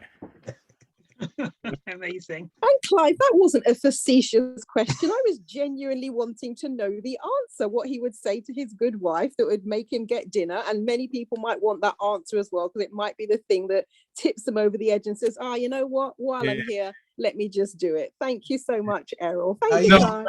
And my advice to all men is, please, you see the word nagging? I preach it because it saved my life. So ladies, keep nagging. Yeah, and men, please take responsibility. Women, keep nagging. Men, please take, for me, as a Black woman, it pains my heart that we lose too many of our men to too many conditions that are treatable, manageable, and and you can really, and we should not be dying from. It hurts me. Okay. Errol, I think we'll come back to this later on, but maybe when we try and wrap up, you can say something about the development of your mobile service. However, just the next question for now, is prostate cancer more prevalent in Western society than in the less developed countries? Anybody knows that? Right, can I answer that question?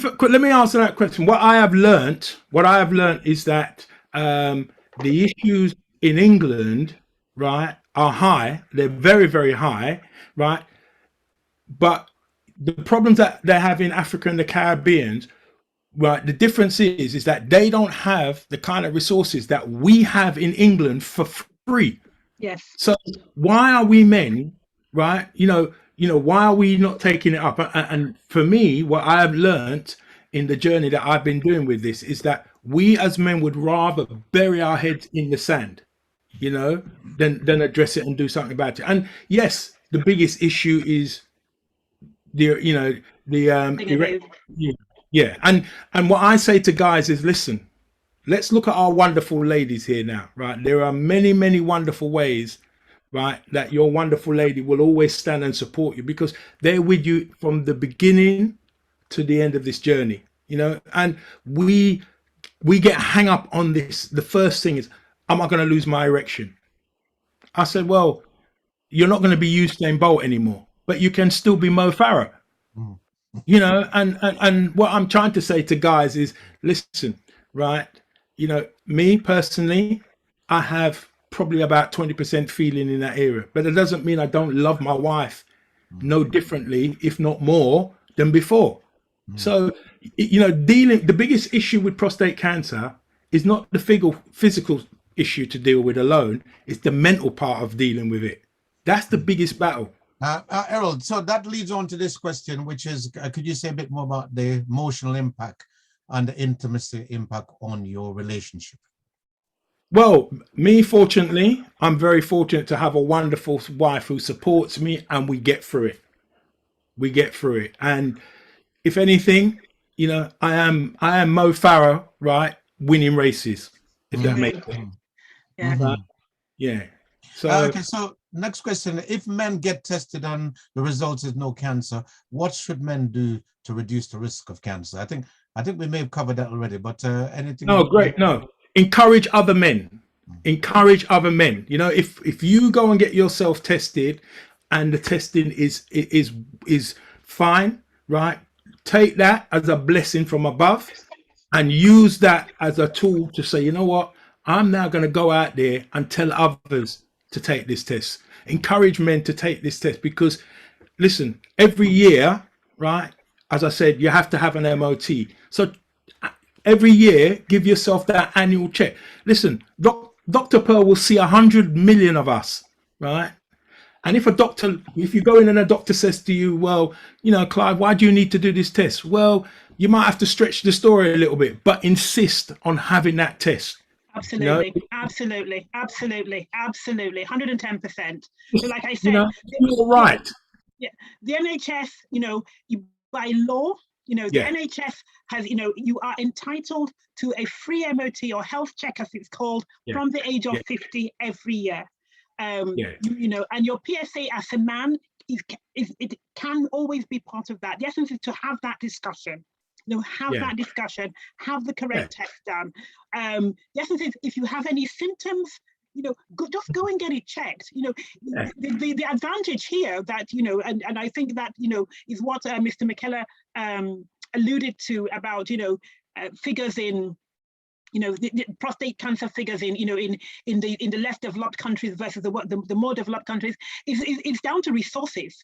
It's the Yes. resourcing problem, you know. So we live in a society where the resources are freely available. There is no reason why we should not make good use of it. You know, you know, it's, to me, it's inexcusable that we have, you know, where you don't, you know, you don't have to pay at the point of treatment. You're not paying for any of your blood tests. You're not paying for, you know, for any of the treatment you will get. You know, I have friends who live in the US, and some of them cannot have, you know, and they are doctors, and yet if your health insurance doesn't cover X, Y, and Z, you can't get it. So we live in a society where, you know, yes, we can complain that the NHS is not perfect. No society is perfect, but it works well when we make good use of it. So please, you know, make sure that you go and get yourself checked. You know, don't sit around. You know, I mean, you know, Clive has been here. We've talked about misinformation about COVID. You know, you know, your what they call it, all of the things that come on social media will never. They don't take responsibility for your health. No. They don't take responsibility for your life. You know, so please speak to your professionals. Speak to people like Errol who are, you know, who are there talking to men to get these things done. We need to take responsibility, both as but primarily as men, but also as women. Encourage your men to, you know, to come forward and, you know, and get yourself checked. You know, everyone wants a man who's alive. We got a couple more questions, and then I'm going to see whether there's anybody who would want to ask the final question before we try and wrap up. So could you, Dr. Pearl, could you give advice following diagnosis to reduce the likelihood of it becoming worse or returning? So what if you've been diagnosed with prostate cancer, your treatment modalities are designed depending on the stage of cancer. So if you have, you know, cancer that is localized to the prostate, there is no generalized spread, it hasn't spread outside the capsule, then you will be treated based on that. If it has spread a little bit more, you might have what you call, you know, a TURB radical clearance. You might have to go on to have chemotherapy, radiotherapy. You know, you might need to go on for hormone therapy. The treatment is geared towards the stage of cancer. But even with most stages of cancer, the survival rates can be quite high. You know, the survival rates can be quite high. And then, of course, it's looking at your, you know, your other risk factors. You know, like I said, we've talked about them so many times, making sure your weight is good, you're not smoking, you're not drinking, you're getting exercise, you have a good mental attitude, you know, you're keeping yourself, you know, you're reducing your stress levels. All of those things will help, you know, keep you as healthy as you can be within the tools that are available to do that. You know, we can't promise anything 100%, but the best thing you can do is to do the best for yourself. Okay. Yeah. Absolutely. Now, can you recommend exercises without going to the gym? So I'm not a fitness guru, but there's a lot of exercises you can do, Clive. A lot of exercise. Walking up your stairs is an exercise. Walking up your stairs is an exercise, right? And you can stand in the kitchen while you're helping your good lady cooking and do exercises, just holding the pot, right, for the rice. Going out for a walk every day, you know, 5, 10 minutes, 20 minutes going for a walk. There are 1,000,001, you know, how do I put it, apps you can get on your phone that you can do in the house. You know, I mean, when people talk about exercise, I say, do what you enjoy. You know, people always think about exercise and thinking of the gym. And I say, no, do what you enjoy. It might be salsa dancing, it might be line dancing, it might be Roomba, Zumba, you name it, you know, do what you enjoy, you know, find something, you know, you might like skipping, you might like, you know, what is it that you enjoy doing? Find something that you enjoy, and then you could commit to doing that regularly. You know what? There's a rumor that Clive is a very good dancer, and dancing is a fantastic exercise. Right? You know, and you need to be doing that, Clive. Listen, we're a culture of people that we like to move. We like to express ourselves. You know, you know what? listen, we have to take stock of this, right? We have to, and the Errol McKellar Foundation is there because we need a charity that not only are we saying to people to donate money, we're saying to them donate ideas, because we need to have an organization, right, where we go and help people like Dr. Pearl to reduce this number. You know, what, we can't be ever having a conversation that one in 4 black men are dying. We all know somebody that's going through prostate cancer, right? Know somebody who's had prostate cancer, or somebody that has died of it. You know, we have to try to come together to make this make a change. Yes, and the thing about it is that we can change it. So those numbers, they don't have to be our statistics. We can change them. You know, we can change them. Absolutely. Okay, so we have come to precisely 9 o'clock, which means that according to the timetable we've set, we should be finishing. But if we are recording this session, so I would say, is there anybody who would want to say anything to either Errol or Dr. Pearl, or any final questions that you might want to just put your hand up and say before we try and conclude? Because I know we promised and we want to stick to time. There's a few other things we need to just mention briefly as well. Yes, Pearline, you got your hand up. I just want to say, I'm sitting here mesmerized with the passion that Errol has with this, and having 3 sons myself, and having had my uncle have had prostate cancer, and a cousin of mine in Jamaica who rang me up and he said to me, you must tell your boy they must check themselves because it's in the family, check themselves. And I tell my son, and when I kept on and on, one of them said, yeah, Mom, I've just been to the doctor and I've just had my MOT and I've just had my oldest tests. But it's, as I say, it's important to talk about it. And thank you very much. And Dr. Pearl, I really, really thank you. Somebody just put in the chat to say to Errol, are you fundraising for your... Yes, listen, anyone wants to get in touch with us on the Errol McKellar Foundation.com, right? Come with us on this, because like your 3 sons and everybody out there, is this charity is for all of us, right? Yeah, we are fundraising because it's not me who's going to buy this truck. It's us who are going to buy this truck. It's us who, we're going to go into the community, right? We're going to help people like Dr. Pearl, right? By, you know, this vehicle will have the specialist people like Dr. Pearl and other professional people on it. So it's not no backstreet thing. It will be done properly. We want people to come on the Errol McKellar Foundation.com, right? They need to listen to programs like yours, Clive, right? We are going to change this narrative of us men dying of prostate cancer through fear and ignorance, right? Absolutely. What we're going to try and summarize, Errol, I said earlier on, somebody asked about talking about your mobile unit. So yeah, maybe I'm going to ask you to summarize whatever you'd want to share with us this evening and mention that at the same time.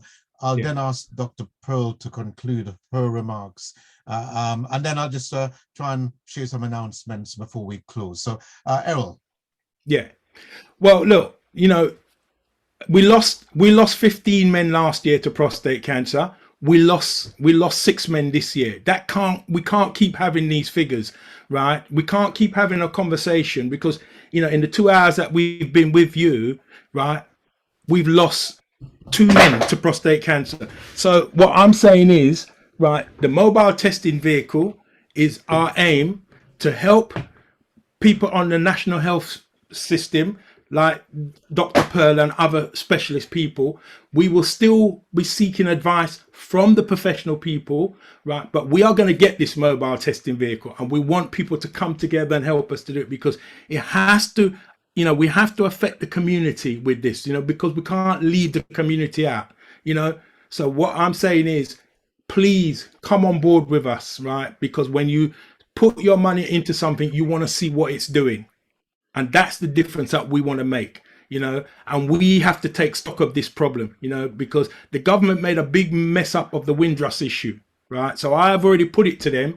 Right now, you need to fix up, because we have to talk to them like that, because unless they hear it from us real, people like Pearline's 3 sons and grandchildren, if it's in the family, they have to keep spreading this message. Yeah. Indeed. So the Errol McKellar Foundation, please call us.com. Thank you very much, Errol. Dr. Pearl. Thank you so much. And thank you everybody for, for attending. What I would say is, prostate cancer and prostate issues affect everybody. They affect the man and his health. They affect the wife and the family. They affect the children. You can imagine the impact when, the breadwinner is not there, the support system is not there. So it's never just a one-person disease. It affects the whole. And if it affects one family, it affects the community. So just like Errol has said, there are simple things that can easily be done. Let us avail ourselves of the health, the health service that is available. If you know a man, a son, a daughter, a son, an uncle, the wife of, the partner of, please encourage them to go and get tested. It doesn't take anything. It's a simple blood test, but it may just save somebody's life. And like you said, 1 in 4 men are dying. How often? We can change this. One thing, like I said, COVID has taught us that anything we need to we have to get it done ourselves. So we need to take responsibility for ourselves, for our health, and for the health of those around us. So please, keep having these conversations. Keep talking about it, keep encouraging people, keep sharing the message. We really, really want people, we really want men to stay healthy. We want our men to stay alive. We want our fathers, our husbands to become grandfathers and great grandfathers. So please, we really want, to support our men to keep, healthy. So please, share the message. Nothing is, I'm a doctor, nothing embarrasses me. You can't be embarrassed. Let's not die from embarrassment or ignorance, please. So please share the message, tell people, encourage people to get, just keep the conversation going. Thank you so much. Thank you very much, Dr. Pearl. Before I conclude, I just wanted to pick up on some other things that's happening. Marilyn, do you want to just mention briefly what's happening tomorrow evening? I know you put some in the chat, but do you want to just come on and just say something briefly about what's happening tomorrow? And I want to mention the fact that we have a session on mental health happening on Thursday. Marilyn, are you with us? Yes, so just to say very quickly, I have an author coming on tomorrow, Pamela R. Haynes. She's an ex-probation, she was in the probation service. Her specialism is domestic abuse. She's written a book called Loving the Brothers, and it's about 3 sisters married to 3 brothers, and they're all plotting to get away from their abusive relationships. And although it's a story, it's based on real life events from her years in the probation service. So she'll be talking about the book, reading some extracts, and taking your questions and talking about what is a very serious subject. So we'd love to have you come along on that. And if I were jumping forwards to next Saturday, we've got a special screening of I Am Not Your Negro, the James Baldwin film. It's a live event. It's taking place at the Watford Palace Theatre. So you do need to book tickets, and I've put the link into the chat so you can book your place. We would absolutely love to see you there in person. So that's it from me for now, Clive. Thank you. Thank you, Marilyn. And just to say, mental health was mentioned earlier on, and on Thursday, the 14th, we have a session where we've got Patrick Vernon, who's a national campaign around Black mental health issues, will be one of our speakers. It's organized in conjunction with Hertfordshire Partnership University, NHS Foundation Trust, which is a mental health trust covering this area. Because actually we're talking about prostate cancer this evening, but mental health and our mental health is an equally serious issue that it's all of our business. Every single one of us could possibly have mental health issues at any particular point in time. And it's similarly a big issue where there is stigma and people's reluctance to engage with this. This session is intended to bring together those people who have been who've got a lived experience, those people who maybe families of those with a lived experience, those people who work in the sector, and just those people in the community who are concerned about making sure that our community health is the best it can be. So do join us on Thursday evening. If you put your details in the chat, then we will certainly make sure that you get that information too. The event is on Eventbrite. It's a free event. And there are a number of other things that we'll be talking to you about. And I don't know if somebody could put in the chat the website link for where you can actually get the link to the whole series of programs that we're doing. Because actually what we're talking about is that is exactly what I think the theme of tonight was. We've really got to be a part of making a change. And that's kind of part of the theme that we got for this month.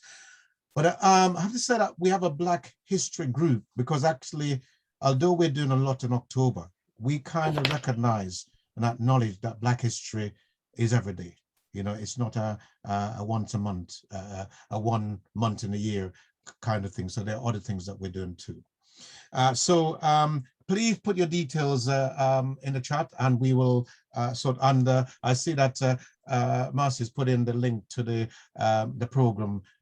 So if you would like to leave your details, we'll make sure that you get connected. Just come back to this evening though, because actually this evening, as from my perspective, has been better than I could have possibly expected.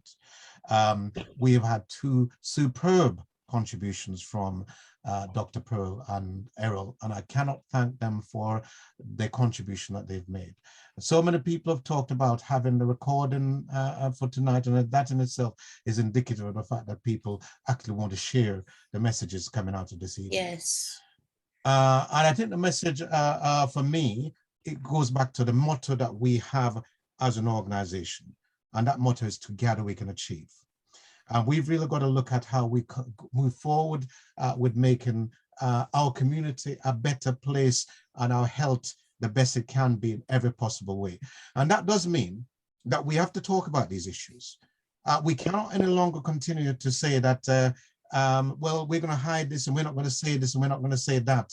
For too long, we've had relatives who have died because, and it's only after they died you found out what was wrong with them, and it doesn't actually give you a chance to actually look at what you can do. So let's tonight be part of that process of making a change.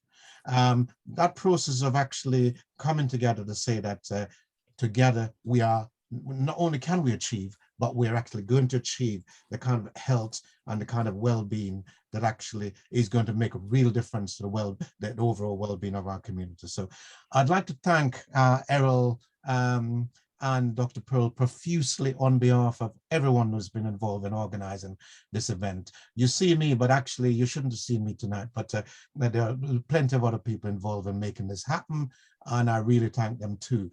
Finally, I thank all of you who are here tonight, because actually these occasions are made by those who participate in it, and you've been a full participant. A number of questions that people have posed. So I think we've gone over time. It's not quite, we didn't start quite on time, but I think I'd like to say thank you all, and have a good Sunday evening. Have a good week next week, and come and join us again tomorrow. Join us again on Thursday. Join us again on Saturday. But have a good night tonight. Thank you. Thank you. Thank you, Dr. Pearl, And you can put the cameras on and Errol. give a clap to Errol and Dr. Pearl. If Yes. you, or you can use the clap hand if you wish. You can stop recording, Clive. Yeah.